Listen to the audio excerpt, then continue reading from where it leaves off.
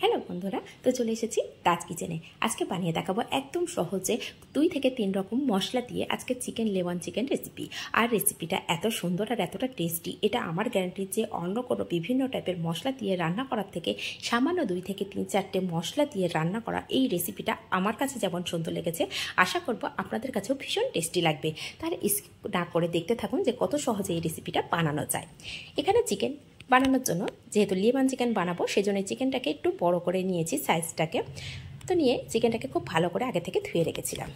ধুয়ে রেখে এখন এর মধ্যে দিয়ে দেবো কিছু কিছু মশলা। আর মশলা বলেই দিয়েছি আগে থেকে যে খুব কম পরিমাণে মশলা ব্যবহার করব। তো মশলার মধ্যে এখানে দিয়ে দিলাম গোলমরিচ গুঁড়ো, আর দিয়ে দেবো স্বাদ অনুযায়ী লবণ,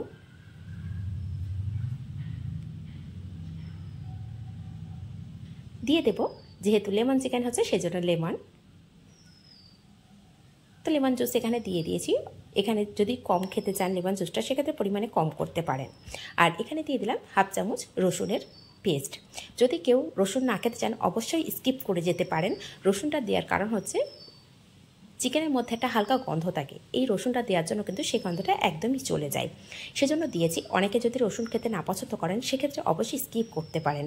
তো এই কটা মশলা দিয়ে দিয়েছি। দেখুন কয়েকটা সামান্য মশলা দিয়ে এটা ম্যারিনেট করে আমি 1 থেকে 1.5 ঘন্টার জন্য রেখে দেবো। আর এখন যে পরিমাণে গরম পড়ছে সেই জন্য অবশ্যই চেষ্টা করবেন ফ্রিজের মধ্যে এটাকে রেখে দেওয়ার জন্য, বাইরে রাখার চেষ্টা করবেন না। আর যদি কারোর হাতে খুব কম সময় থাকে সেক্ষেত্রে মিনিমাম 40 মিনিট থেকে 45 মিনিট বা 50 মিনিট মতন এটাকে রেস্টে রেখে দেবেন। সেক্ষেত্রে এটার স্বাদ আর গন্ধ দুটোই খুব সুন্দর আসবে। সেই জন্য চেষ্টা করবেন ম্যারিনেট করে মিনিমাম 40 মিনিট রাখার জন্য। তো এখানে আমি ঢাকা দিয়ে রেখে দিয়েছিলাম। এখন আমি ঢাকনাটা খুলে নিচ্ছি। আর প্রায় 2 ঘন্টার কাছাকাছি আমি এটাকে রেস্টে রেখে দিয়েছিলাম। এখন এটাকে সাইড করে রেখে দেবো। দিয়ে গ্যাসের উপরে একটা কড়া বসিয়ে দিয়েছি।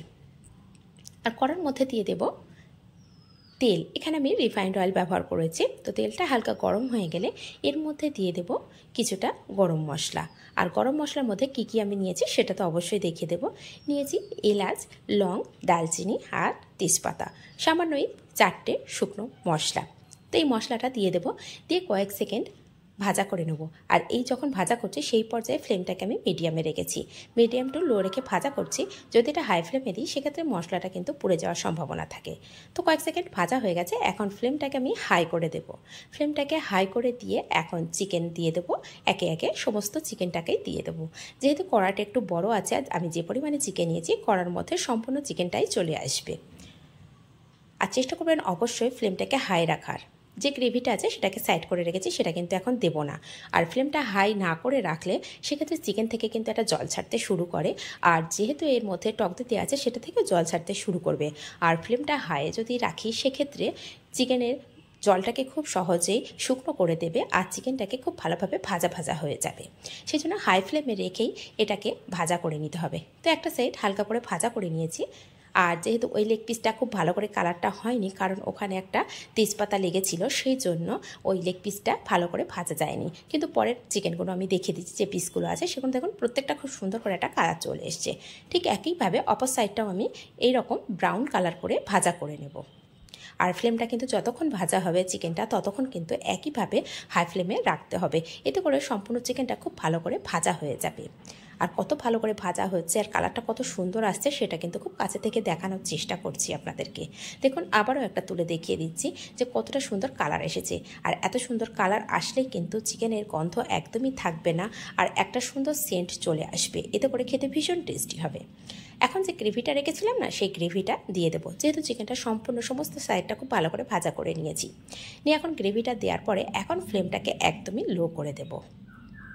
লো করে এটাকে আমি 10 থেকে 15 মিনিটের মতন একদমই লো ফ্লেমে রেখে দেব, ঢাকনা দিয়ে রেখে দেব। এতে করে চিকেনটা খুব ভালোভাবে সিদ্ধ হয়ে যাবে। তবে মাঝের মধ্যে একবার চেক করে নেবেন চিকেনটা সিদ্ধ হয়েছে কিনা। যদি দেখেন সিদ্ধ হয়নি সেক্ষেত্রে টাইমটা একটু বাড়িয়েও নিতে পারেন। মিনিমাম 20 মিনিট, এর বেশি রাখলে চিকেনটা কিন্তু পুড়ে যাওয়ার সম্ভাবনা থাকে। সেই জন্য চেষ্টা করবেন 20 মিনিটের বেশি একদমই যেন না হয়।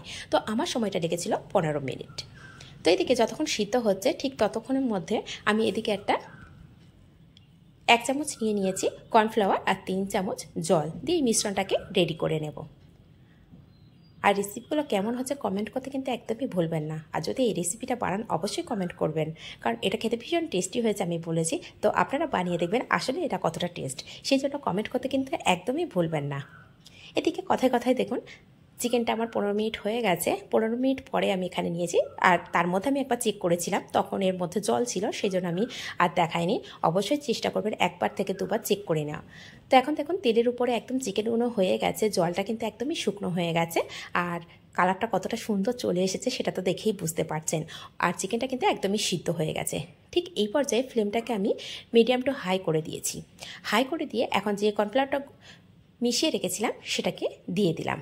দিয়ে এটাকে 1 থেকে 2 বার ফোটা মাত্রই কিন্তু রান্নাটা রেডি হয়ে যাবে। তো এখন আমি ফোটানোর আগেই আমি এখন দিয়ে দেব, যেহেতু এটা লেমন চিকেন সেই জন্য লেমনের কিছুটা স্লাইস দিয়ে দেব। আর এই স্লাইসটা দিয়ে কিন্তু 1 মিনিট মতো আমি রেখে দেবো, খুব বেশি সময় রাখবো না। বেশি সময় যদি রাখি তাহলে লেমনের যে একটা তেতো ভাব আছে সেটা কিন্তু চিকেনের মধ্যে চলে আসবে। সেই জন্য যাতে করে লেমনের এই তেতো ভাবটা না আসে সেই জন্যই আমি এখানে 1 মিনিট মতো রাখবো, যাতে সেন্ট আসবে, কিন্তু যে তেতো ভাবটা আছে সেটা কিন্তু একদমই আসবে না। যেহেতু লেমনের সম্পূর্ণ খোসাটা রয়েছে, এই খোসা থেকে কিন্তু তেতো ভাব আসে। আর এখানে দিয়ে দিলাম আবারও কিছুটা গোলমরিচ গুঁড়ো, আর দিয়ে দেবো 2 থেকে 3টে কাঁচা লঙ্কা। এখানে কাঁচা লঙ্কার পরিমাণটা কম বেশি করতেই পারেন, যে পরিমাণে লঙ্কা খান সেই পরিমাণে করে নিতে পারেন। দিয়ে এখন ঢাকা দিয়ে পুরো 1 মিনিট আমি এটাকে ফুটিয়ে নেব। 1 থেকে 2 বার ফুটিয়ে নিতে গেলেই কিন্তু 1 থেকে 1 মিনিট হয়ে যাবে, সেই জন্য বেশিক্ষণ ফোটানোর একদমই চেষ্টা করবেন না। 1 মিনিট হয়ে গেছে, আমি ঢাকনাটা খুলে আপনাদের সামনে দেখিয়ে দিচ্ছি। আর দেখানোর পরেও কিন্তু আমি আবারও 2 থেকে 3 মিনিট মতো ঢাকা দিয়ে রেখেছিলাম, এতে করে সমস্ত যে মশলার গন্ধটা চিকেনের মধ্যে চলে আসবে। তো এখন আমি 2 মিনিট মতো বন্ধ করে রাখার পরে আবার ঢাকনাটা খুলে আমি আপনাদের সামনে সার্ভ করে দেখাচ্ছি। আর এটা শুধু দেখতেই সুন্দর হয়নি, বিশ্বাস করুন খেতে ভীষণ ভীষণ ভীষণ টেস্টি হয়েছে। একবার হলেও বাড়িতে এইভাবে বানাবেন, আর যদি এইভাবে বানান কমেন্ট করতে কিন্তু একদমই ভুলবেন না। আর রেসিপিগুলো যদি ভালো লেগে থাকে নিজেদের মানুষের কাছে শেয়ার করবেন। নিত্য নতুন রেসিপি পেতে প্লিজ চ্যানেলটিকে সাবস্ক্রাইব করে পাশে থাকা বেল আইকনটি প্রেস করে রাখবেন। যখনই কোনো নিত্য নতুন রেসিপি আপলোড করব সবার আগে পৌঁছে যাবে আপনার কাছে। দেখুন আপনাদের সামনে সার্ভ করে দেখেছি, এটা কতটা সুন্দর হয়েছে। এটা ভীষণ গরম আছে, যে একটা ভেঙে দেখাবো আমি পারছি না, তো একটা এখান থেকে ছোট একটা পিস নিয়ে আপনাদেরকে দেখিয়ে দিচ্ছি। আর এতটাই গরম হাত থেকে পড়েই যাচ্ছে। তো দেখতেই পাচ্ছেন কতটা সিদ্ধ হয়েছে। তাহলে আজ এই পর্যন্ত, আবার আসবো অন্য কোনো